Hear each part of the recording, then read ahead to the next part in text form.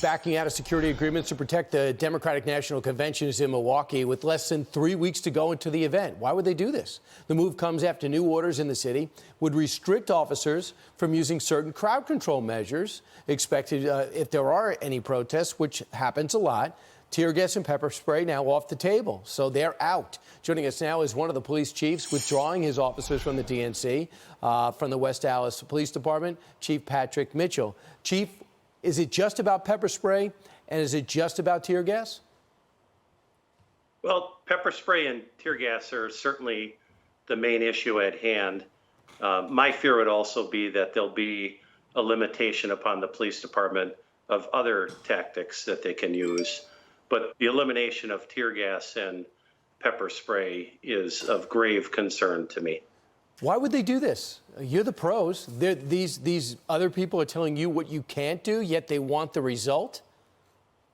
Yeah, so that's a great question, and I'm not certain why the elected leaders in the city of Milwaukee and their civilian oversight board have chosen to take this route. But the reality is, tear gas, while we do not want to frequently use it, it certainly has a place in policing.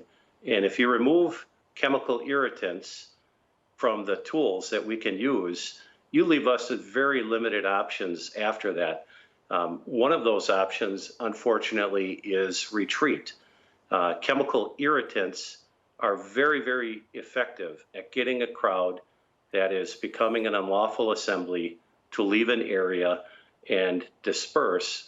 Without chemical irritants, I'm not quite sure how we do that. So another police chief, William Lamb, says he expects more organizations not to show up, more than the 100 that have said call somebody else. In the big picture, doesn't this play with the theme across the country?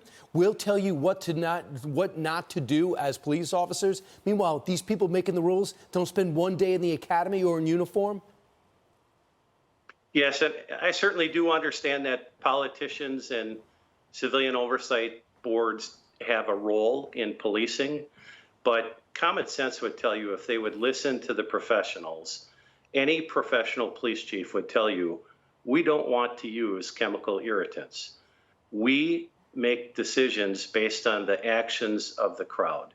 If the crowd was truly peaceful and we had a 5-day Democratic National Convention with nothing but peaceful protest, there would be absolutely no need for a chemical irritant.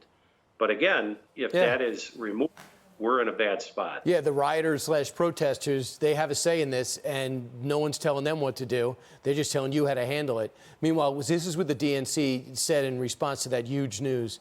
As plans evolve due to the ongoing pandemic, we will continue to work with law enforcement officials in coordination with the U.S. Secret Service to ensure the 2020 Democratic Convention is safe and secure for Milwaukee residents and everyone involved with our convention. The bigger question, final thought, is how are they going to do that? Well, I have no clue how they're going to do that because, again, without chemical irritants, you're left to very few things. You can certainly use physical force to make a crowd leave or disperse from an area, or you can retreat. No one wants to see at this time in American policing a large display of physical force by the police against a group of protesters. So I'm not certain who would want that or why they would think that that's a good alternative to chemical irritant. Chief, you're being very diplomatic. The era of retreat is looked at as weakness. You give up a precinct, you take a step back, the mob grows angrier and greater. We all know that. You don't have to be a policeman to see that. Final thought? No, I agree with you. It's certainly interesting times to be a police officer in this country.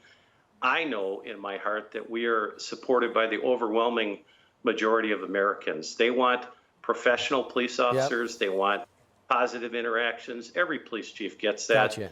You know, we don't want bad interactions, but we need common sense. And good. I'm glad you made a stand, and I'm glad those other groups made a stand too. Chief Mitchell, thanks so much. Thank you, sir.